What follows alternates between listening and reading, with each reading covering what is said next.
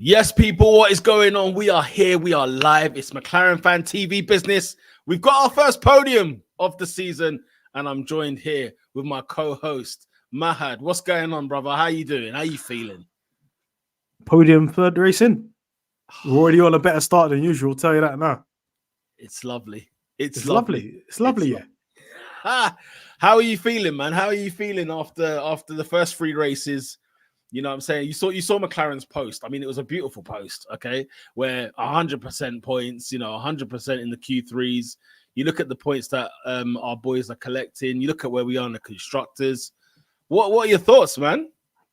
It shows that there's consistency there in terms of, look, we're getting into Q3. It's not even a question now. We're just there. It's a given. Laps completed kind of shows, look, 100% laps completed. We've got some reliability there. So that's good as well. The boys being even with basically in points, 27, 26 or something like that.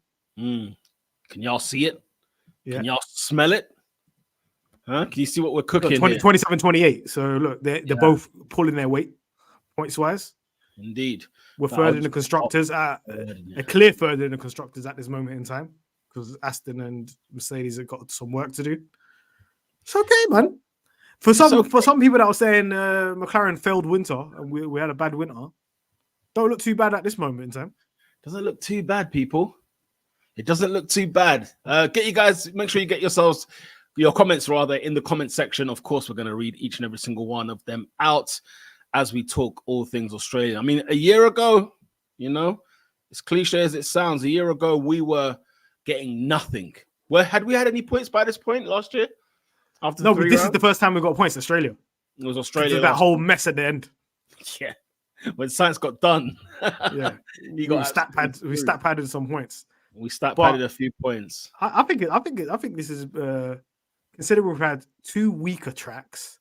We've had this track that's okay. It kind of rewards having a good balance, a good overall car. I think we've done well. And I think the boys have done a good job. Obviously, it's not perfect. We could execute strategy better. Pit stops are a bit this season. But we're still plugging along. And this is what you need in Formula One. You need consistency, man. And this is what we need to work on. Consistency is that we're leaving with points no matter what. Exactly. The fact that we left with P3, P4, that's certain people's that's a brilliant weekend. We did it. Yeah. We could have even got a little bit more. But a fantastic result in Australia. I think we didn't even predict that. I predicted a cheeky podium, but I didn't predict P3 and P4. That's crazy. Yeah, no, P3 and P4. I mean, look, qualifying, right? We're going to get your comments as well, but people, don't worry. But qualifying, Lando P4, Piastri P6. How were you feeling after that? Because it felt like there might have been a little bit more left in the tank. What was your thoughts after qualifying? Qualifying is where we're going to suffer until we sort this car out. I think Lando made a mention of the slow speed corners and the time that's been lost, around 4 tenths. And then if you see the gap between that and pole, where we finished on pole is like 4 tenths. So you can see the limitations are there to kind of tip us over the edge to get us where Ferrari is, to get us where Mercedes is. So I personally need that to be sorted out so we can bridge that gap in qualifying. Race, it seems a little bit closer, but the slow speed's killing us. And considering this track, I think it was 3 particular corners that we lose in 4 tenths. That's unacceptable. No, it's not good. It's not good. If Lando's going to drive on the limit in terms of taking the car to the ceiling of where it wants to be, his ceiling can't just be P3, 4 tenths behind pole. No. So the car is a limiting factor there on 1 lap pace. So we kind of need to edge that out. And I wouldn't put too much in the basket of quality at this moment in time until that car's really sorted out and really at the place it wants to be, because Ferrari already good at quality. We saw them last year. They were stat padding balls. Yeah, they were. And the year before they were stat padding balls. And Red Bull's Red Bull, isn't it, at the moment. But I like the fact that we're in that conversation with those two teams. It seems like Formula One's grouping out at the moment. At least. Red Bull obviously at an advantage at the front, and then you got Ferrari and McLaren a little bit in that area there, and then you got Mercedes and your Aston Martins and so on. And I'd want it to stay that way for now, and I want to bridge that gap to Red Bull. But quali, I think Lando did a fantastic job. Oscar, I don't know what happened in Q3. He was fantastic in Q1 or Q2. Yeah. Q3, he even said himself he made a couple of mistakes here and there. And that's not something that I would attribute to Oscar Piastri. When it's quali, he's that guy, usually. Yeah. He will maximize what he can maximize, but he just seemed to feel like he made a couple of mistakes here and there. He wasn't particularly happily qualifying where he qualified, especially in the home race. But it's only one race, so it's only one qualifying session, and I'll forgive him for that. But I think, what was it? It was P4 on the road, and then Perez got the penalty, so P3, P5, P3, P5. Yeah, I think that's a good result. Not too bad. Not too bad. Get your comments in the comments section, just very briefly on qualifying before we get into the race. Adam Heddle, what's going on? Hope you're good. Says Lando showed his worth in Q3. That's the Lando we know putting in great laps in Q3. We liked a bit of that. Drea saying here, what's up, Drea? Hope you're good. Hope you're well. I think Lando was very happy with his quali, so I'm impressed that he sure maximized that. I'm pretty sure he maximized that. Otherwise, we would have heard that. Oscar had a little bit of a messy Q3, but he was still okay. Yeah, there's definitely some improvement there. Shout out to Ethan. Hope you're doing well.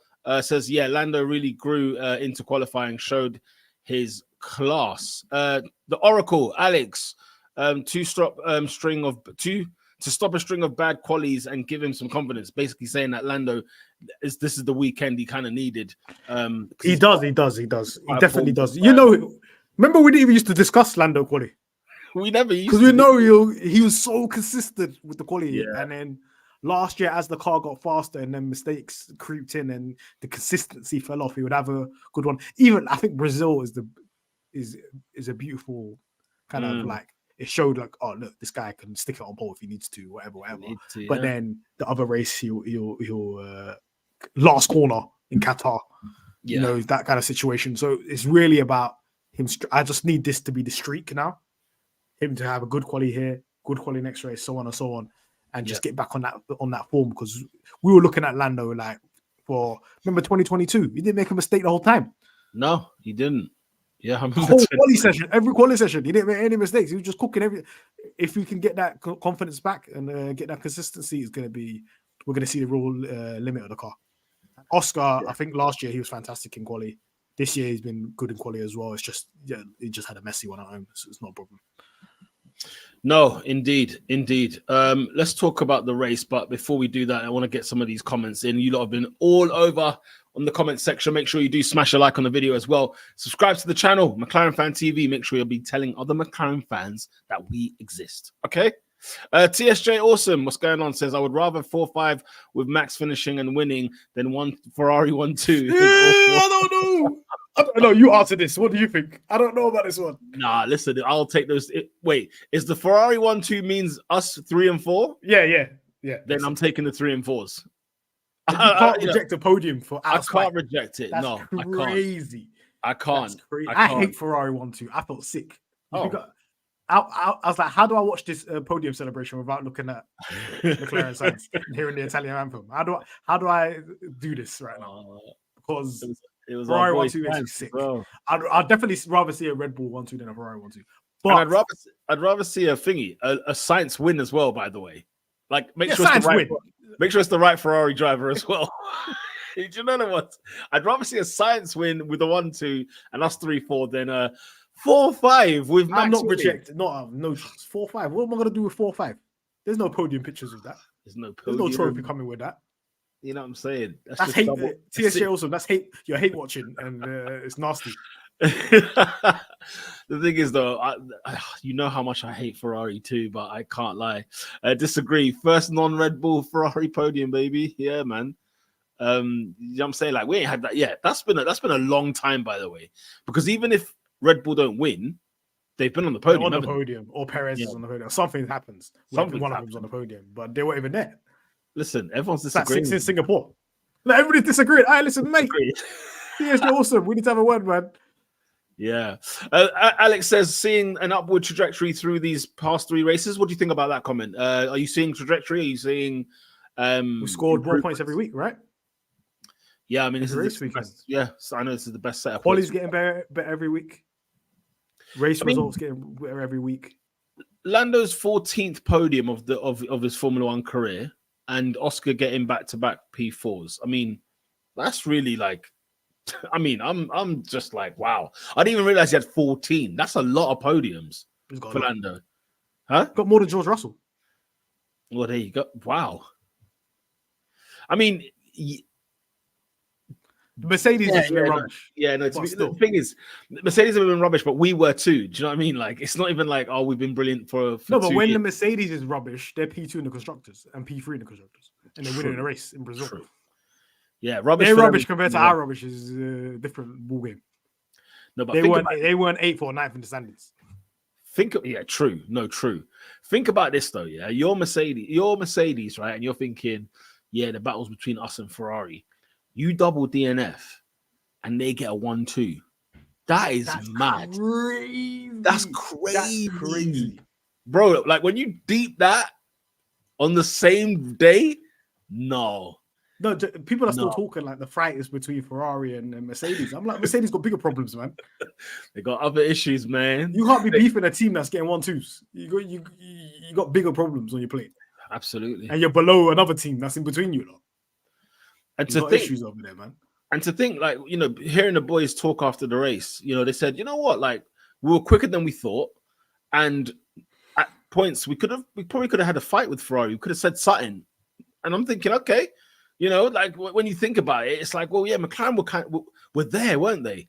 They were. Lando was lapping the same times as Leclerc. You know, so are you disappointed hearing that kind of stuff, or were you? Because it's easy to fall that way. Should we have? Are we gonna have the strategy conversation about this race? Oh God, we're here again. Okay, we can have the strategy conversation. I want to go through some comments first before we do this. We'll go through the comments because I think, yeah, there is a segment for strategy. I think we'll go through the comments first. Yes, we agree there's an upward trajectory overall. Adam says, what a weekend. Maximized everything apart from the strategy. Can you believe that? That's the first comment at the first pit stop. Favorite part was Lando being pessimistic on Friday. Whenever he's pessimistic, just think the opposite. Lando, yeah. I'm calling you out. Lando, I'm calling you out, man. I'm sorry.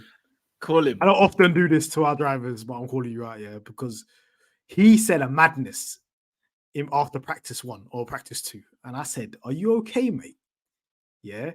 He said, oh, yeah, we might be slower than the Astons. Did you see where Aston finished in the race? Did he actually say that? Yeah, he said, "Oh, we might be slower than." After the practice session, he said, "Look, I didn't really feel great in FP1. We just showed more pace than others. I think it's really, I don't think it really meant anything at all. I think it's clear that Ferrari and RB are a long way up the road. Even Aston Martin are a bit ahead of us. Yeah, don't listen to him. Don't listen to me. Listen, McLaren fans, Lando fans, whatever. Do not listen to this guy after a practice session. This guy's chatting shit."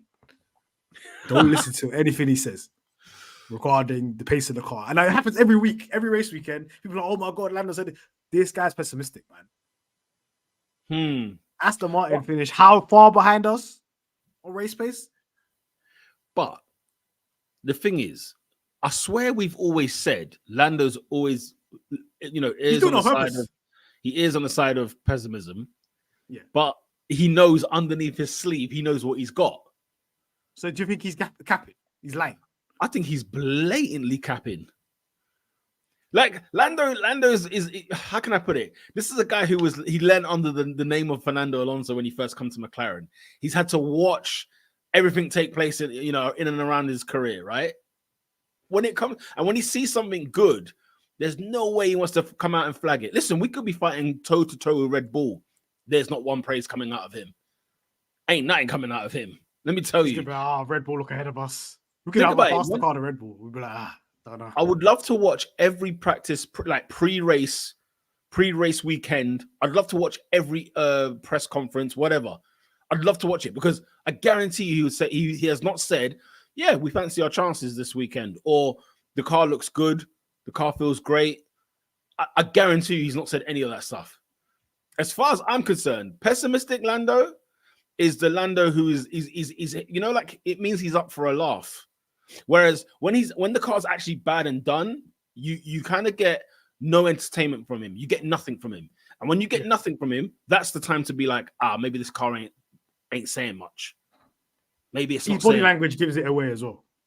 The body language does. You know what kind of mood he's in ahead of the race weekend. Do you know what I'm saying? You know what kind of vibe he's in. So, and to be fair, the shoulders were up. You know what I mean? Like from everybody. You're smiling. I'm like, what do you mean you're behind the Astons? You're smiling. What's going on here? You know, his shoulders are up. The team are talking about this, that, and the other. Yeah, you know, Stella's talking good. Like this was a coy. Now, Suzuka, like what did Lando say after the race on team radio? He said something like, "Things are getting exciting." Right now, don't get me wrong. Yeah, I heard that. I thought, well, hang on a minute, Lando. Don't reveal too much. And then Oscar in his post radio. Japan next. Do you know there was like straight nothing else to say? Japan next. Let's go. So you know, I don't know. Oscar's definitely more optimistic in his viewpoints, but he was more dead cert though. Yeah, he's more dead cert. He's not like over the top optimistic. He's just like, this is where we're at. He won't lie about it. Yeah, sure. He just won't overhype it. Do you know the ones? Lando's doing the school of Fernando Alonso. Remember when Lewis Hamilton used it as well? Lewis Hamilton. Ferrari, all right. Vettel look good. They look quick. What are you talking about? You won by 30 seconds. Even in the races, Hamilton used to say things like, "My tires are gone." With 20 laps to go, my tires are gone. He finishes the race on those tires. You know what I'm saying? With a however many second lead. So, yeah. Don't read too much into Lando's viewpoints. Exactly. Don't read too much into his comments, especially after practice. But I think, okay. We started in good positions.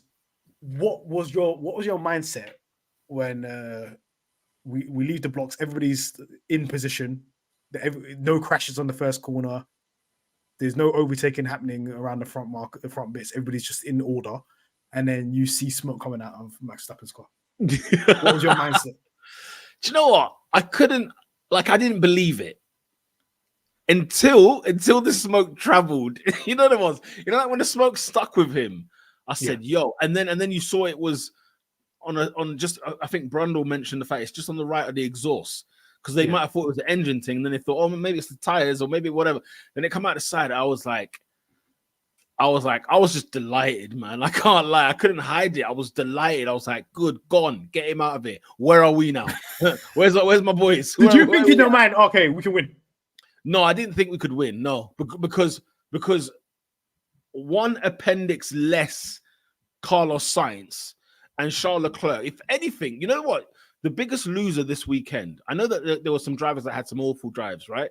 And you can comment them. Your Ricardos, whoever else, they've had some awful drives this weekend. Yeah. But I tell you what, if you are Charles Leclerc and you've watched Carlos Sainz come back from surgery, right, and win a race, finish ahead of you in quali when you had pole in your bag as well, finish ahead of you in quali, and then win the race, and probably watching Sainz and Verstappen battle, like at the start of the race, like to me the race was in his DRS. The race was never the race win was never one for us. I don't think it was because it was two good Red Bulls and two good Ferraris, in my opinion. Until I don't know what happened to Perez. Apparently there was a damage to his floor, whatever the case may be. But I never thought we would win because we had to get rid of two Ferraris. And that for me, I didn't think we could swing with them on the race day. I don't think we could have. Obviously, let us know in the chat if you think we could have won in the race, guys. Yeah. But I didn't think we could have won because in that first stint, after obviously Max had that DNF and he went into the pits to retire the car, we couldn't keep up with Sainz. He was gone. He was gone. There is no way. We couldn't even get into DRS range of this guy. He was long gone. And Charles couldn't overtake Lando. So in that first stint, I'm thinking, this race win's gone because this guy's off, man. In clean air, he's gone, man. Yeah, he was gone. So I don't think, even if there was chances of maybe strategy and so on, I think the only opportunity was to go long and hope for a safety car. that or safety car or VSC, which eventually happened. The VSC eventually happened, but it's too late. It was too late. The only way you could have done that was that, and even then, I think Sainz catches us a little bit. But I don't think the pace differential was too great. I feel like if we had position on track, and we had that little gap of time because of a pit of a safety car or VSC, maybe that could have been the opportunity for a win. But I think just on pure pace, Sainz was gone, and I don't know why Leclerc wasn't. Yeah, Leclerc. What was Leclerc's issue? Well, the idea that he was in the dirty air, tires would mash up. I don't know whether to take note of that. I don't know if that's severe, really. How old were those tires to begin with? I don't know. But yeah, it seemed like it just didn't click for him, Leclerc. And the best thing he could have done, finish P2 and get fastest lap, which he did. He made chicken salad out of what was, what. So what we needed, which didn't happen, and this is Leclerc's fault, is I needed Leclerc to overtake Norris and then them two, Sainz and Leclerc, to kill each other on track. To swing out. Just slow each other down like they were doing in Monza, like just battling, whatever. And that's when we could have taken advantage. But that didn't even happen. And obviously, when Leclerc was second, they told him hold position. Yeah. They did, and then Carlos was in the end. Get Leclerc closer, which is smart. I rate that. That's smart from Ferrari. Which is not a regular thing, by the way. That is smart because you're not going to compromise your 1-2 like that. The same way we didn't compromise our 1-2 when we won in Monza 21. Sometimes you got to be smart about it. You know what I'm saying? The thing is, like, if you're Ferrari do Ferrari think they can win the championship this year though? They're in touching distance. They're not like Red Bull's a million miles away. Depends on development, obviously. So if you think you could win the championship this year, then surely I don't know why Charles in front. You switch Charles in front. Just because Sainz is not even your long-term guy. I'm actually surprised they did what they did. That they told him to hold position. I think they're in the scenario the same as McLaren. In that scenario, for a win, you're not going to switch positions. Agreed. Between Oscar and Norris, same way you wouldn't do it with Sainz and whatever. Sainz earned that. He got a pole. But McLaren front row. But the thing is, McLaren want to keep Piastri and Norris. Ferrari have declared a driver for the next year. We know Sainz. Sainz has been a McLaren driver. He's not listening to that, man. He's not listening to that team order. If you tell him, move out the swaps positions with Leclerc, he's gonna fight Leclerc on track. He would fight Leclerc on track. Let's be clear. And then that brings McLaren into play in that race. But let's talk about the actual what happened itself. Yeah, do you think we could have got P2?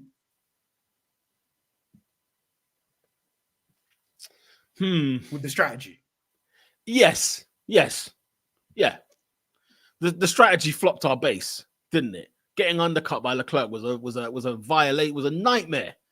That was a nightmare. Seeing that happen was just very, whatever the case was. The pit stops have not been banging, and we're used to the 1.9, 2, 2.1. You know what I mean? Like we're used to those kind of pit stops. But the strategy, man. The strategy failed us. I can't lie. That strategy failing us, and Ferrari doing nail-on proper strategy, fast pit stop, good strategy, no issues whatsoever in their strategy. Yeah. One thing I did realize is this is another example where you need to be proactive in your strategy, because if we took a gamble and was proactive like we did in Jeddah with Lando staying out, if we were proactive and pitted him first, knowing how this track is with track position, he could have got P2, I think. But it's about preempting.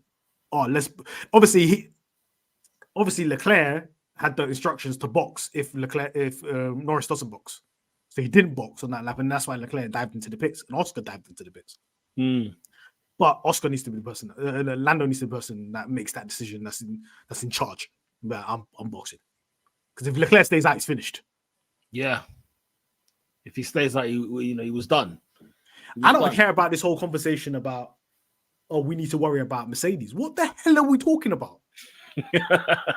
I heard about this over the weekend, and we were worried about Russell. What are you talking about? Why? Why? You should have known from the first thing that their pace was not there in comparison to us. Even if Russell was there, we'd overtake him. So it doesn't really matter. We would you can't be creating strategy thinking of the people behind. You got to think about the people in front. The people right there. Yeah. One thing I'll say that I was a bit was I think Oscar should have overtook Leclerc in the first stint, opening laps. If he did that, he should have just went for it. We needed to apply pressure on Leclerc. We had this little pincer attack that we're doing strategy-wise with Leclerc. But if we overtook Leclerc in that opening stint before the thing, or even just tried to trouble him, go wheel to wheel with him, we could have changed that whole scenario. But I don't think anybody's mentioned that. I just think that Oscar had the opportunity there because obviously he's got DRS. You can get the man. Lando in the whole scenario didn't have DRS. No, he didn't have DRS. I think with Oscar though, he's thinking about, let me stay on track here. He could have risked it all, but it's his homegrown Prix. I think there was a bit of that in his mind where it was like, look, let me stay in the conversation. And credit to him, he did drive well at the end of the day. And sacrificed his P3, sacrificed his podium, at home for Lando Norris. And definitely, had he gone for the jugular and gone over Leclerc, we could be having a different conversation. But we could also be having a very bad different conversation. I just think that with Oscar, he's ahead in the championship over Norris at the moment, and he's got to just thread that needle. Do you know what I mean? He's got to just be careful with it. It's a long season to go. Do you know what I mean? I think it's a long season to go, and we saw last year towards the end, every single time, like he had an issue at the beginning of the race. He had bad luck going wheel to wheel. Yeah. Oh God, yeah. And he's probably thinking that in his head, like, I can't be at this race by 8 laps. There's no chance. So I totally forgot about I forgot about his bad luck last year. The guy was always in a scrap heap with somebody. Somebody's always hitting him. Something's always happening. Do you know what I mean? Maybe that's why he's reluctant to go wheel to wheel in that scenario. But I feel like we're not in a win-win situation in terms of strategy, in the sense of if we pit Lando, we'll secure P2, but obviously then Oscar's in jeopardy because he can't box in that same lap. No, he can't. Because if Norris pits, then 100% Leclerc. Leclerc stays out or pits. But then 100% Oscar has to pit the next lap or a couple laps after that, or go a little bit longer. Then he's in the clutches of not the clutches of Mercedes per se, because I didn't think they were going to catch him. But I feel like I don't think Mercedes or Aston was going to catch him. I feel like maybe Perez would have caught him. And he would have been in that conversation. So he would have been in the P4, but even further back. Yeah, Perez could have snuck him. He could have snuffed him easily. But again, there is an issue with his strategy as well. There was an issue for the second stint for Oscar's strategy as well, because they kept him out for way too long, man. You know where he locked up and went, why was he out for that long? You should have boxed him. if you're gonna, you need to box him the same time as Leclerc boxed. That would have been the window. From that point, your strategy is just mirroring Leclerc from that point onwards, and that's how he needed to be approached. I agree. He had to go in that same window, but we live and we learn. I guess at some stage we will be asking McLaren, like, okay, guys, what's going on with these strategies? What's actually going on with these calls? Because we're getting situations like, don't get me wrong, we were saying at the start of the season, like, look, if Red Bull don't win a race, we need to be there, right? Now, a DNF for Verstappen has come a bit too early in the season, right? We weren't expecting it this soon. We wanted it a little bit where our car is a little bit seasoned and it's a little bit more like in the groove, in the right spot. Australia was a good race, don't get me wrong, but like those Ferraris are bloody quick. Do you know what I mean? They're quick. They're quick. And I don't think the Ferraris are close enough in that race to have their own strategy dilemma like how we had, because Oscar and Lando were quite close to each other. There wasn't a scenario in the first stint where Oscar was going to finish on the podium. He was P5. There was no chance. Even though he stayed out and he was P3 after Leclerc, he was on older tires. Lando was faster. So the team order had to happen, right? There was no scenario where Oscar was going to be a podium. What I'm saying is, if Oscar didn't get pitted at the same time as Leclerc, that's a sacrifice for P4. He would have been sacrificed for P4, or he would have been way back and been in the danger of clutches of. He might have been even in that Perez, Russell, Alonso conversation, because he would have lost that much if he stayed out behind them two. because you're already behind them. You've lost track position already initially. Then you're pitting after them. You finished. Oscar would have been finished. He would have been no man's land. He was in no man's land, but it would have made him even more disadvantaged. So it would have been even more sacrificed. But do you do that to make sure what's the name Lando gets a podium, gets a P2? Maybe it's worth the risk, but I feel like P3, P4 still the best combined scenario. I think. Yeah, I mean, look, Dre is saying here, don't say Oscar sacrificed the podium. Yeah, nobody said that because he would. No, I said that. I think I said that a bit earlier on. Because he wouldn't have been ahead if he didn't undercut Lando. He was the lead car and faster, so I wouldn't see it in that way. It was fair. I think we agree that Lando being the one ahead made sense. It did make sense. And also, yeah, you know, if we had left Oscar to be the one, you know, if we told Lando whole position, for example, that would be one of the dumbest whole positions. Yeah, it would have put us in a deficit for no reason, and we would have had pressure behind us for no reason whatsoever. That would have not been created. And in the end, how many seconds did Oscar finish? Well, before, you know, right at the incident of George Russell and Alonso, how many seconds was Oscar behind Lando? Like 10 seconds. It's quite a good stint, which I'm concerned about as well. But I think obviously that 10 seconds, there's a little bit that you have to include slow pit stops because yuck at these pit stops. Yuck. And obviously that little runoff, he went on a little bit of gardening on the grass. So those two things added to the time. But yeah, obviously Lando was quicker, but we tried. I'll say we tried. We could have got P2, but I think the best scenario is P2, P4. I don't think we'd get a double podium. No, I don't think I did initially think that, but I don't think we would have got 2-3. No, I don't think double podium was. Win was out of the question. No matter what strategy you did. Yeah. The only strategy that would have worked is if you hung out for the VSC like Alonso. Let me get through these comments. You lot have been flooding in the comments. Thank you very much for joining us. Make sure you smash a like and subscribe to the channel. Drea saying, hello guys, what a lovely weekend it was. These are the earlier comments. What a lovely weekend that was. We were more competitive than I expected. Not far off Ferrari at all. I will take that. Alex says McLaren pits once again shameful. 8th fastest pits on average behind Haas. Yeah, I don't know. Behind the Haas. Yeah, I don't know. I just hope the guys get their groove back because these first few races have not. You know what I'm saying? What's going on? The last race wasn't good. Get back on the strength train. Shout out to Omar, who says, yes, my brothers. Hope you're doing good, Omar. Hope you're well. Hope everything is crisp with you. Eva says, what a start to the season. Absolutely double the amount of points as Mercedes, who are swinging it with Aston Martin at the minute, right? What are they on, like 25, 26? We're like on 55. Lovely stuff. We scored more points this weekend than they have all season. I'm sure. Unless my maths is not correct. That's crazy. So it would have been what, 15 for Lando, and then what, 10, 12 for Oscar? I don't know, but it's looking scary. Yeah, it's Memphis bleak at the minute. That's for damn sure. Alex the Oracle says, every so often I just have to stare at the constructors to make sure it's real. Can't believe it sometimes. Yeah, people, have a look at that Constructors Championship right now. We're all thinking the worst. Pre-season, we're all thinking the worst. Pre-season. What? We were thinking the worst? No, what we were telling you lot calm down. I'm saying the McLaren fans are thinking the worst after testing. Yeah. The fans are thinking bad. We've got 27 points in Australia. Merck got 26 overall 3 races. Love that. Oh, yes, Ethan. Thank you very much with that one. That's what we like to see. Yeah.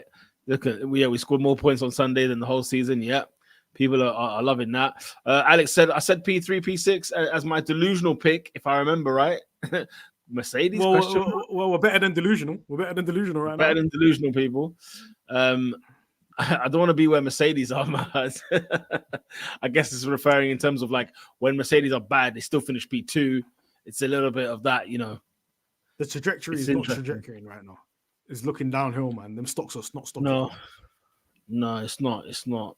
As you know, as Alex said as well before, Lando needed this kind of form. I love a good McLaren Ferrari rivalry. I do not like being on the losing end of it. Yeah. Listen, we're on the losing end in 2021. That made my head hot, man. 2021. Because at the end, it was just like, what the hell, man? The last couple of races, what the hell was going on? From Turkey, we were just stinking.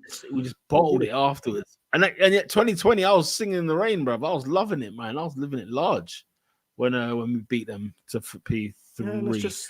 Yeah, I'd be happy if this season towards the end got to a Ferrari, McLaren, Red Bull thing. Beef. Yeah. If that's who's fighting for the podium, I'm there. I'm there. Hey man, what's going on? That P3 is ours. Do you remember last week we were saying last episode we were asking, is P3 in the constructors like realistic? Is that a realistic target? Amon saying this is ours and ain't nobody gonna take it. And seeing McLaren, we went from questioning the realism of it to saying it's bang on. Imagine what a difference a weekend makes. Well, this isn't even a strong, like a crazy strong track. Suzuka, I swear to you, please, I'm begging, no like monsoon rain. Even though I think the car would be absolutely amazing in the rain. I think our car would be very, very good in the rain. But just be perfect conditions. Because if you saw last year, the way we smoked Ferrari and Mercedes was disgusting. Yeah. We're talking about 30-second gap. Yeah. I think Ferrari are better now in high speed. Forget about Mercedes and Aston Martin. They're not good. They're not going to be good as Suzuka. Ferrari are a little bit better in high speed and medium speed. But I think we're better in those scenarios. So let's see what happens. I'd be disappointed if we're not faster than the Ferrari in Suzuka. Really? I'd be disappointed. Because yes, they made gains in those areas, but we've made further gains in those areas. If that makes sense. It does make sense. Guys, in the comment section, let us know. Will you be disappointed if McLaren are not faster than Ferrari in Suzuka? That's an intriguing one. I'm intrigued by that one. Alex says, we were talking about beefing Merc early doors after Bahrain. Look where we are now. Ryan P, what's going on? Hope you're good. McLaren should be allowed to have 3 cars so we can get Carlos back because I don't want to lose Oscar or Orlando. I agree. You don't want to lose Mercedes got to get bright and just gets Carlos in that car, isn't it? Like, it's just got to be that. Like, there's no conversation, no debate. I think we're done here. You can go down the rookie route if you want. You can go down the F2 route. I hear it. I get it. But let's be serious. Mercedes just need to go to Carlos and say, yo, what are you saying for next year? Give him the Connie. Just give him the contract, man. It's done. Now, don't get me wrong. Maybe Carlos might be less. The thing is, Carlos is not. Carlos might be like, I don't want to take a step back. For real? Which is a crazy thing to say right now. Which is crazy. The thing is as well, though, because if you're Carlos Sainz, right, do you hold fire just to see if that Red Bull seat becomes available, or do you just jump and get the Mercedes contract done? If I'm Sainz, I'm not signing anything until like October. Okay, you got to see how it shakes out. Okay, if Alonso makes the jump, I think Alonso's jump triggers Sainz's jump. Where do you think Alonso will go though? If he retires, goes to Red Bull or goes to Mercedes, that decides where Sainz is going to go. If I'm Sainz, I'll just wait on where Alonso's good. What's your predict? If you're a gambling man, what's your prediction for Alonso? What's his move next year? I think he goes to Mercedes. Wow, Alonso to Mercedes. Yeah. Which means Sainz to Aston Martin. Which maybe Sainz to Aston Martin or Sainz to Red Bull. Or to Red Bull. And then Sainz to Audi, but Audi are not looking. They need to bring something. They need to bring something. Look, if I'm Sainz, the only scenario I'm going to Audi is if they give me crazy. They need to give me a Leclerc paycheck. They need to give me a Max Verstappen paycheck. I'm talking about 50, 60 million. Because obviously he's at that age now where this is going to be the last big contract. They need to give him something crazy for him to go to Audi. Because technically, if you're going to Audi, that means you're waiting till 2026 season. So 2025 are out already. You've lost the season. Yeah. So you've got to wait until 2026. Yeah. So what? Joe and Bottas are 26 till 26. Their contract. No, their contract runs out now. In 2025. Okay, Oh, so No, but you're 2024, just saying, 2024. End of this year. So if he does sign the contract, it will be 2025 as a write-off for him, because just car's not going to be competitive for Yeah. signs if he signs to them. Yeah. And then 2026, obviously, that's when they've got their opportunity.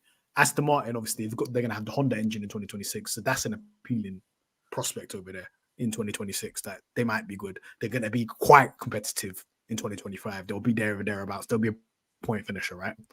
Mercedes, who knows what trajectory they're going now, because every year it's going down.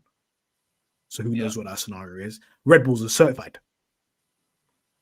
If they don't re-sign Perez, that Perez Sainz needs to be on the blower right now. Former Red Bull driver. That's the worst thing about it. Or like as in Red Bull Academy and whatnot. Unless that beef between Max's dad and Sainz's dad, that is that peak from Toro Rosso days, which I don't think it is. Yeah. We'll see what happens. It shouldn't be. Interesting stuff, man. Merc are beefing Aston Martin. I don't want to hear about them. Did Lando beat the record for most podiums without a win, or just equal it? I saw this flying around and I didn't like it. I just deleted it. I just deleted it. Do you know how dumb that stat is? Yeah. Do you know how dumb that stat is? They said, "Oh, he's now got more podiums than Nick Heidfeld, most podiums without a win." Yeah, but guess what? When Lando wins, he's not on the list anymore. Nick Heidfeld got Formula One. Who cares? He's always going to be at the top of the list. Because the second he wins, the second Lando wins, even if it's one win, it doesn't even matter if it's at McLaren or somewhere else. And the second he gets one win, guess who's at the top of the list again? Nick Heidfeld. So what's the purpose of this stat? Yeah, because one guy is 20. One guy's 24 years old. He's in Formula One. 24, you know. One guy's Nick Heidfeld. He's not coming back, and he's top of that list, and he's going to be on top. He's going to continue to be top of that list. So that stat is useless. Nick Heidfeld, you know, you got better luck on getting Kubica back again. I'm surprised Nick didn't even win because Nick was quick. Nick was good. I liked Nick. He was all right. He was in. I mean, what was he in the BMW? What was he in the Williams? Was it Williams BMW at the time? He was in BMW Williams. BMW Williams with Kubica. Fair enough. Drea says Toto's talking about wanting Max there at Shambles. I enjoy that. Do you know what? I didn't realize I would enjoy a Mercedes blunder. I didn't realize I would enjoy this. Why am I fond? I've been waiting for their downfall, man. What are you talking about? I've been on their downfall since 2014, man. I've been hating on these guys since 2014. Do you know how crazy that is? Maybe it was 2013 when Lewis went there. I said, "You lot took our driver." When they took Lewis. I said, "Yeah," because the thing is, I got the voodoo doll out. I started playing the voodoo doll. So you lot finished. Because the thing is, Bear Man left McLaren and with Lewis, right, and went with Lewis, and I'm just there like, you know what, I can't stand this guy, right? And then I didn't really have a beef with Mercedes as such. I just had a gripe with Lewis, and now it's like, wow, I'm watching these men just can't move for love nor money. The scene, you know, like it was not to be a hater, but I was waiting for times when Lewis was not always winning, and it's happening before our very eyes. But then also watching Max's car slow down around them turns in Australia, I was like, this is what I was after as well. This is what I want to see. I don't know. I'm not a hater like that. I don't care that Max and Lewis went out and if they're winning or not. You know what I'm saying? I just needed Merc to flop. You need Merc. That's all I care. I just need Mercedes to flop. Yeah. And if Mercedes flops and then they decide they want to leave the sport and only provide engines, guess what? We're front in the line. McLaren Mercedes is back, baby. Works team. Look at that. Front runners. Look at this. Ethan says, if it wasn't for Alonso's penalty, Mercedes would be 5th in the constructor. Okay. Yeah, let's forget about it. Let's stop talking about Merc own problems. Let's not revel in their issues. Right, big up Northfire. Says, I was pretty fed up with the strategy team after the race, handing Leclerc P2. Did the boys hand Leclerc P2? If they weren't proactive enough. They need to pick Lando first. Why are we always reacting to strategy rather than dictating it? We've said this before. We need to be. This has been a problem for years. It's too passive, and you know, so funny. I applauded them for Saudi because it wasn't passive. But don't go back to passive because you were too aggressive in Jeddah. That don't make any sense. Yeah, no, it's true. It's true. No fire couldn't say though. But after hearing the comments from the team and Ferrari basically running the ideal strategy with Leclerc in a slightly faster car, I'm okay with the result now. Yeah, do you know what? I tried to ignore getting worked up about there being no Max. Where are we in the situation? Like I didn't lend myself there For me, I was always of the opinion like, okay, cool. You know, our finish was solid. P3, P4. We got a podium. Double points finish. I know double points finish is no longer a thing now, right? Yeah. Our new conversation is how many podiums now. And we did well this weekend, in my opinion. Yeah. I think it begs the question. And I'll be wrong not to mention this, is if we're quick at the blocks in the season, the car that we want rather than depending on upgrades, are we not there in that conversation when Max does have an engine failure or has a problem? And then the win can come sooner, right? So when you think about it like that, why didn't this is why I get pissed off. Why didn't any of that happen with his brakes last year when we were finishing P2 every other day? Well, ironically, this car comes with what? Is this not the fine from last year? The when they broke the what? What was it? They broke the what? The budget cost cap, whatever. Yeah, Isn't this the car that it affects? No. I think this is something to do with the Brembo brakes that everybody gets in it. It's a universal part, so it's the same brakes that I think Ferrari had an issue, whatever. I think it's something to do with the brake. I don't think it's something to do with actually Red Bull. I think it's the way they've prepared the brakes. I think it's human error what happened. Okay, but I don't think that's going to happen again. So that's one opportunity gone. The strike one, and our car wasn't there. Why didn't Max just wait one more race? Because I'm pretty sure at Suzuka we're going to be P2, so or around P2. That's an opportunity right there. Why didn't it happen then? We'll see what happens. I mean, Bonzakan says, McLaren should be very competitive in Suzuka. That we agree. It may be McLaren versus Max again, maybe closer. We need it to be closer. Crossed. We need it to be closer. That's what we want. Look, let's get your marks out of 10 for this Grand Prix. The strategists. Where are we with them? Where are we with them? I'm giving them a 4, man. I'm not happy with it, man. 4 out of 10 in the comment section. The reason why I'm giving it a 4 is that everything just didn't need to go down like that, man. And also the whole doing team orders for Oscar, like in his home race. We didn't even need to be in that scenario to be doing team orders if the strategy was correct in the first place. No, agreed.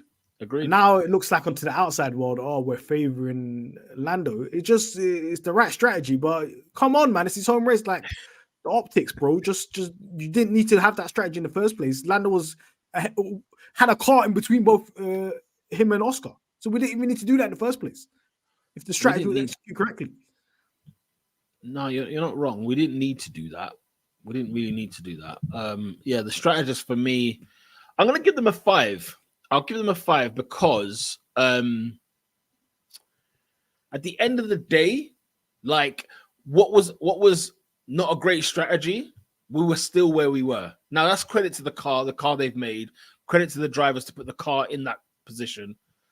But think about it, like we still finished 2 cars in the top 4.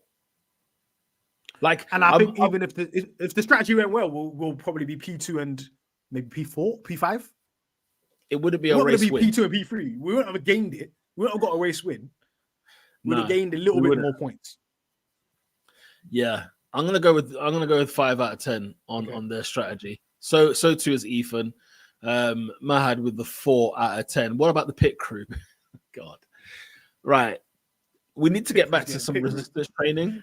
I can't say pit crew like below 5 because they didn't put like 10 seconds on a guy head.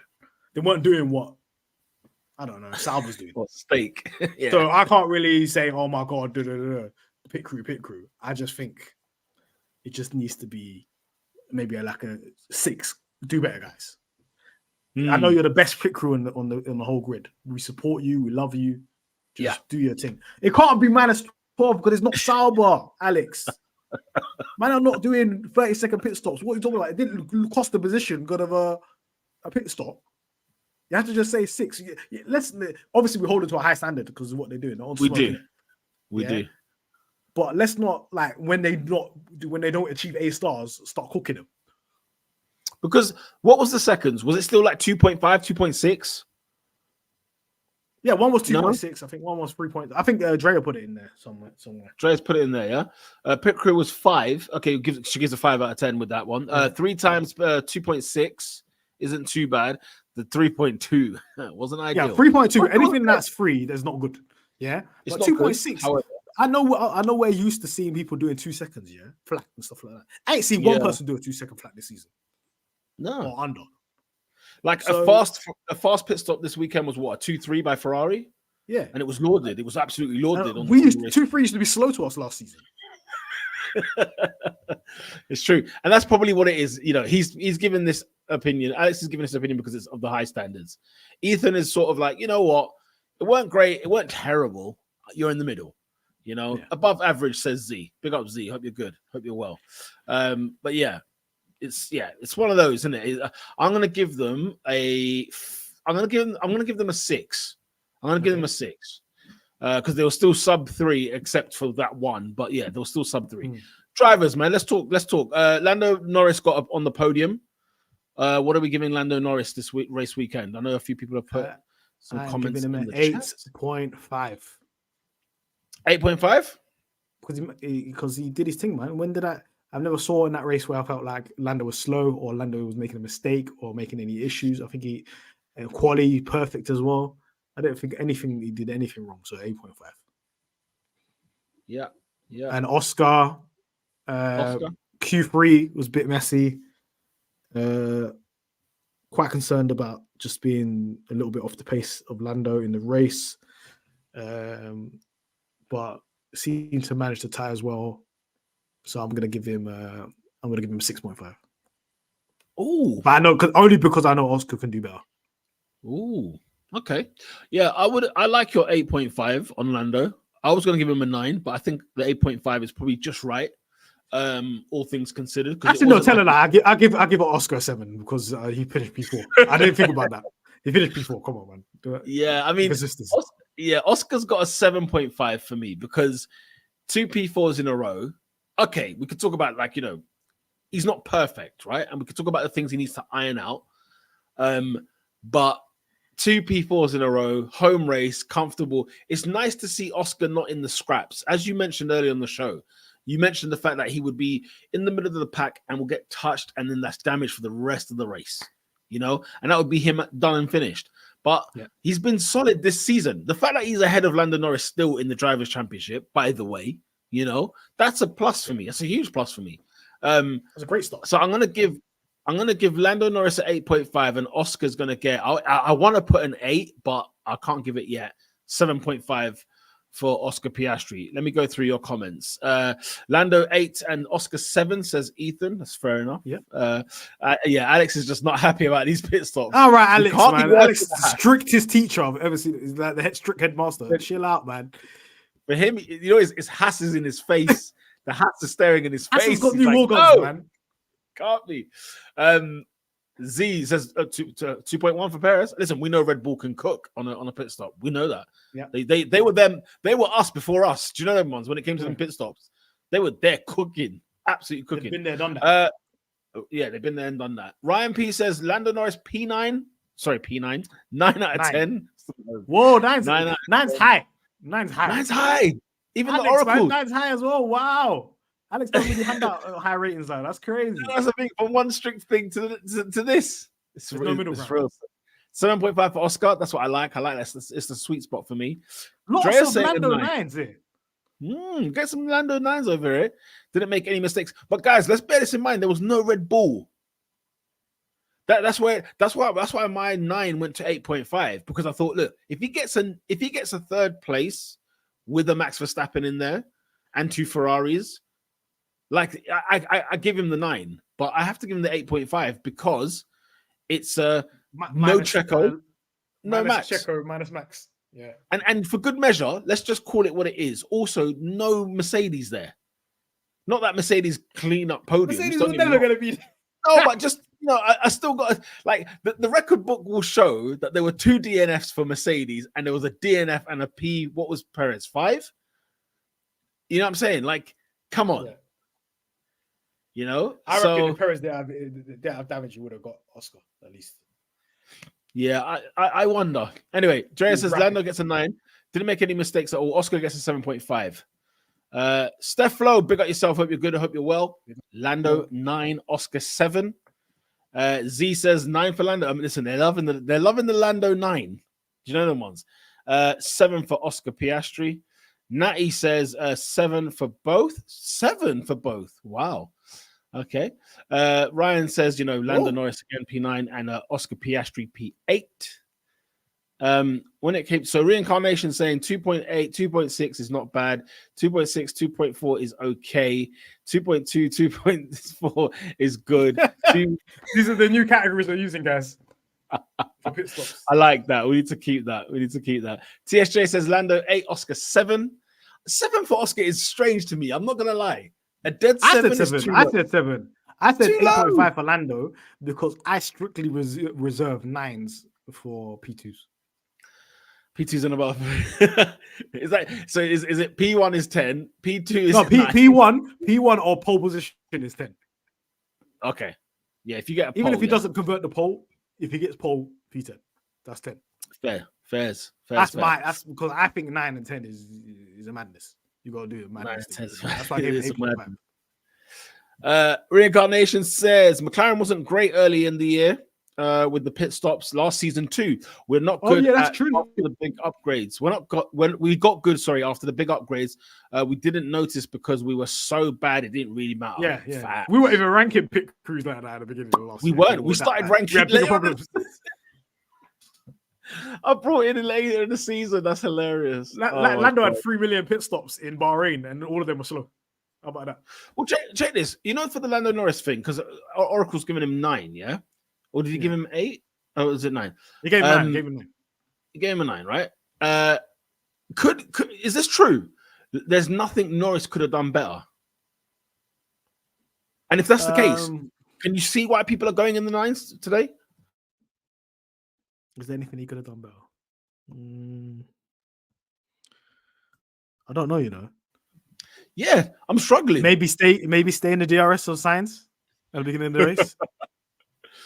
Could he? Probably would it have not. cooked the tires? That's a hypothetical right there. You could have cooked the tires, even trying to keep up with Max and Sainz. It's a good point. It's a good point he's made. Maximize the car, maximize the race. That's a good point. I can see where people's 9s are coming from. Maximize the race. Maximize the race is just pitting and ignoring when to pit and just pitting when you want. Doing a Carlos Sainz and that. This is my strategy. I'm coming in. Be ready. Yeah. I think people are saying it as well. Lando maximized the car, says Drea. What more? I definitely think he maximized the car. I think his pace was amazing. His quality was good. There was no issues there. The thing is, 9s for me. I'm nitpicking right now. There's not really. I'm scrambling. I don't have an answer, but I can't give him a 9. I'm sorry, guys. Yeah, I'm struggling. 9. I can't give him a 9. And also, do you know what? 9 is for P2, guys. Not only that though, because if Oscar got a P3, we'd give him a 9, right? Why? We would have given him a 9. Well, because he got on the podium. Oscar Piastri got on the podium. Yeah, I'd give him a 9. Yeah. Sorry. So the thing is, Lando. I wasn't listening.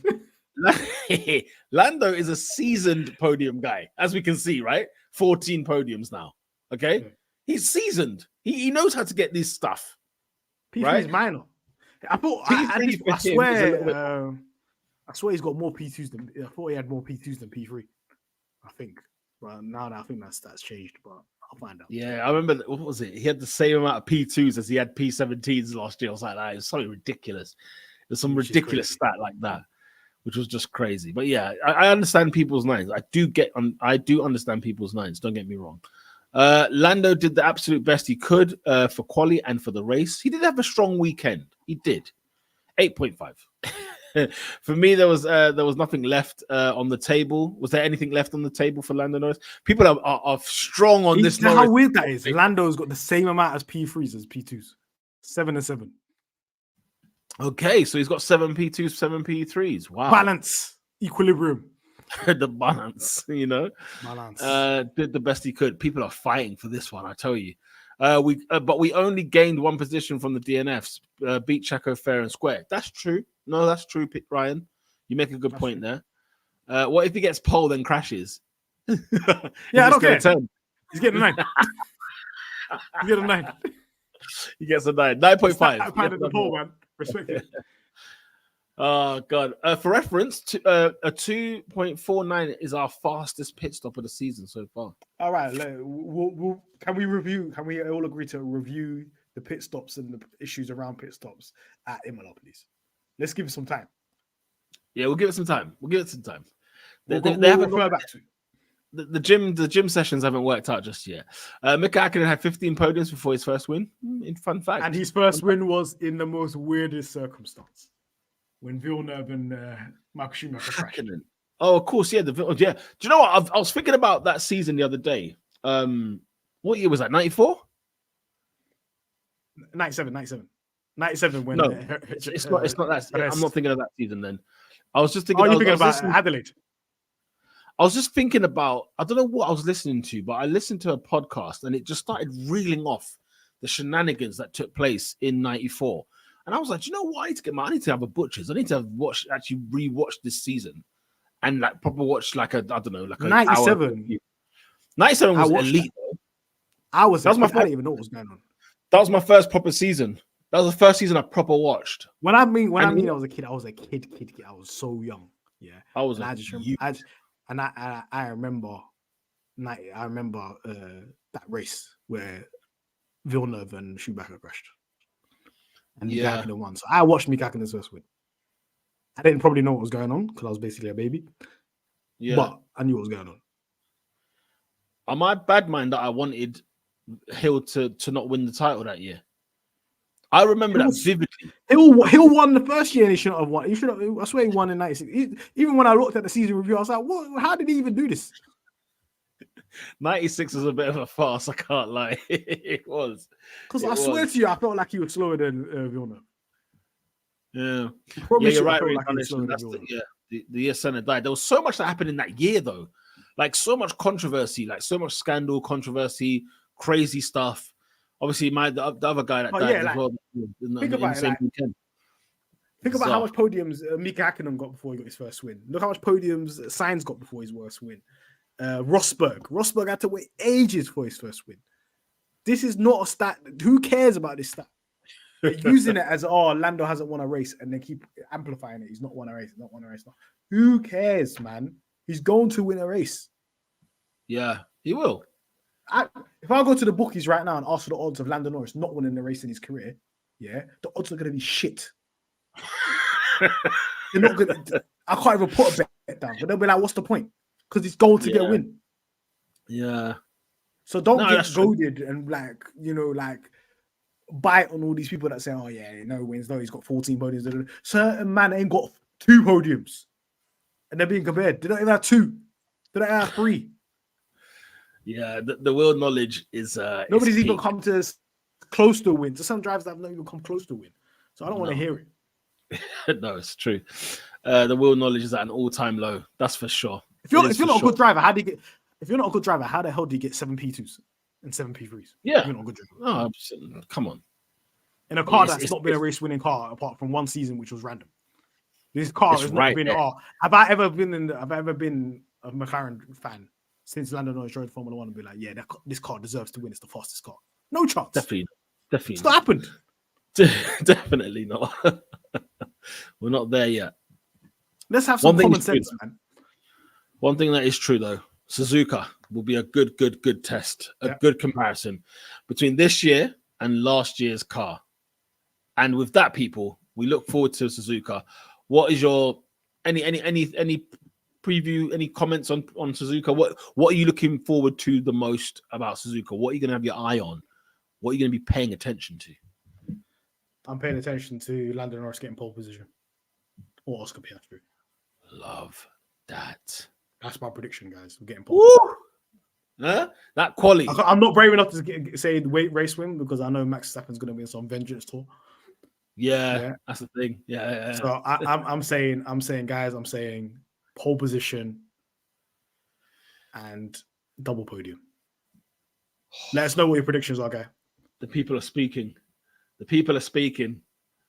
Double podium inbound. Do we think it's going to be McLaren versus Red Bull? Is that what we're thinking? Yeah. Or rather, McLaren versus Max Verstappen. It might be McLaren, Red Bull, and Ferrari. I just want to see what Ferrari look like. We have to be better than Ferrari. Even if it's a little bit, we've got to be quicker than Ferrari. We've got a win here. We've got a win Win! here. Whoa! Shout for the win. Hey, shout for the Lando win here. Shout for the Lando win here, man. I don't know. I'm saying pole position. I don't know who's going to be pole position. But I genuinely think Lando will get pole, you know. I genuinely think Lando will get pole this weekend. Next weekend. You know, Lando podium. I think one of the Ferraris will make it as well, says Steflo. Yes, it will be McLaren versus Max. Double podium again. Last year, Red Bull had 7 tenths above us in quali. It's a stretch. I don't care, Drea. Let us be delusional in the first 6 months of this season. Let us go. Let us be delusional. Let Max make a mistake in the diagnosis or something. Let something happen. In this order: Lando, Max, Oscar, Perez. That's the order. Change that. Put Oscar in front of Max right now. Do the right thing. Do the right thing. Listen, now I would hate it if Lando got pole but didn't get a win. Do you know what? I can't lie. Yeah, but if it's a case of Lando got a pole and then Max Verstappen's in a race pace monster, what are you gonna do? Yeah, I'm taking it. I'll bite your hand off for that right now. And then if Lando ended up P2, obviously we need that win there, but you have to be realistic about where Red Bull is. Yeah, absolutely. Absolutely. What's PB saying it at the end? Big up PB. Need Charles to dunk on Carlos because this narrative around him is getting out of. I enjoy this narrative, man. It's beautiful. This is the narrative we want. This is what we're here for. Since Sainz joined Ferrari, they've got the equal amount of wins. They both got 3 wins. This is just facts. That's what the history books are going to say. They thought what Leclerc was doing on Vettel was like miracle work. My guy.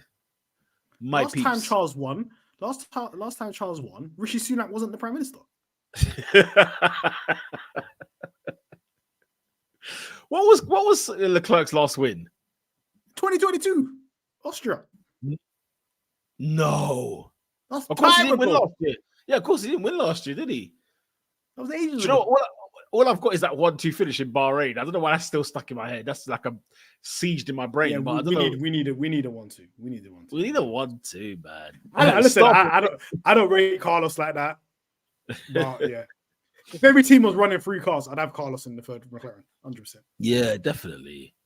PB saying, stop, it makes me sick. They're screaming Carlos can put up a fight to Max in the Red Bull. He'd he though? No chance. I mean, look, the way Sainz is Max, the killer of men. Let's pump the brakes, because I remember when Sergio Perez was in this exact same scenario before he joined Red Bull, and it was like, come on, Sergio Perez, he's got to be the guy. He should be in that Red Bull. And then look at what he's done to look what Max has done to Perez. People in the pit stop tracker chat was telling me, yeah, Perez might beat Max before he started that 21 season. I said, you man sick in the head. If that's the narrative, Carlos is going to go into Red Bull and beat Max. You lot are having a joke. Oh God. I said, he's got the mentality. He's got the mentality for sure. I said, I'm so here for the Carlos agenda. Yeah, I'm just doing. Listen, PB, you don't get emotional. I'm just doing it for bands. I think it's funny. Yeah. You know what's funny? McLaren fans get so upset about it. Where is Uze? The distance between them two was so large. Carlos would never outqualify him ever. Yeah, it would be like a Norris versus Ricciardo scenario. If the gap was like that, it would be like how Norris dealt with Ricciardo, but it's not like that. And you need to ask yourself why. Because if you can't have the same narrative of saying Carlos is shit, and then Carlos is going toe to toe with Charles. How does that make sense? Carlos needs to batter this guy every single session. Q1, Q2, Q3 practice, everything. You can't even come near him. No. He needs to do what Norris did to Ricciardo. He needs to do what Max does to Perez. Yeah. Bang on. No, bang on. Reincarnation saying, I remember when people were saying that Carlos was the worst driver in Ferrari in the past 25 years. Uzek, step to the table. Where is he?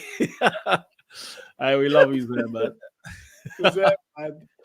Look, so people, you guys are putting your predictions. Ryan says Max, Charles, Lando, Carlos, Oscar. Charles over Carlos. Carlos would out-qualify Checo, but not Max. I think you could run the risk that Sainz could be exactly like Checo in that Red Bull next year, because because we know what people are not taking into note is that Max is killing guys, man.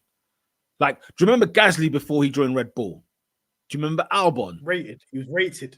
Albon These are people that are like, they're up there like this. Hey, man, how many years did it take them guys to get their reputation back? Gasly and Albon. Them reputations were in tatters, man. What's he gonna do to Carlos? Even though Carlos did all right with him in Toro Rosso, but this is Max, man. Come on, guys, man. This is come on. Yeah. This is why I question people that tell me Charles near Max. No, man. No. Charles is not near Max, man. He's not. If Carlos took part in Jeddah, I think he would have finished P4, meaning he would be leading the championship. Same could be said for Perez. If Perez won the race today on Sunday, he would have been top. Yeah, he wouldn't have done it because look where he qualified. Checo, man, qualifying is letting you down, man. Yeah. Reincarnation says Gasly was kicked because he questioned Newey. You deserve it, to be fair, if you're going to question Newey. Yuki stocks are up, by the way. Listen, I don't think Red Bull will go anywhere near Yuki Tsunoda. Just because it's too erratic. It's too much. It's too much drama. But yes, guys, the Japanese Grand Prix is next. We've got our P3 and our P4 in Australia. The boys are back, man. And McLaren, we're on that trajectory. And I feel like we're going to do better than what we did in Australia. That's saying something, right? In Suzuka, we will do better than Melbourne. We are back the Tuesday after. In fact, is it the Tuesday after? Because I think... I don't think no. Is it the Wednesday or is it the Monday? We're going to do the 8th, Monday the 8th or Wednesday the 10th of April. I think I'm at the Barcelona game, but I don't know when it's Barcelona. I can't do on the 10th. I'm gonna have to do Tuesday. It's on the 10th. Okay, well, Tuesday is our game. Tuesday's my game. That's what I'm saying. So Tuesday's mine. Wednesday's yours. Guys, we'll be there on Monday. Will they be there? Monday 8 p.m. Monday the 8th. Sorry, 7 p.m. On the 8th. Yeah, we'll do that. We'll be there. We'll do that. All right, people. Thank you very much for watching in and locking in. Smash a like on the video, of course, and subscribe to the channel, McLaren Fan TV. We are here. We are back. Make sure you tell a McLaren fan to tell another one. And follow us on X and on Insta at McLaren Fan TV. Until Monday, the 8th of April, we'll see you then, hopefully, for a double podium finish at least. Until next time, peeps. Lights out. Peace. Peace.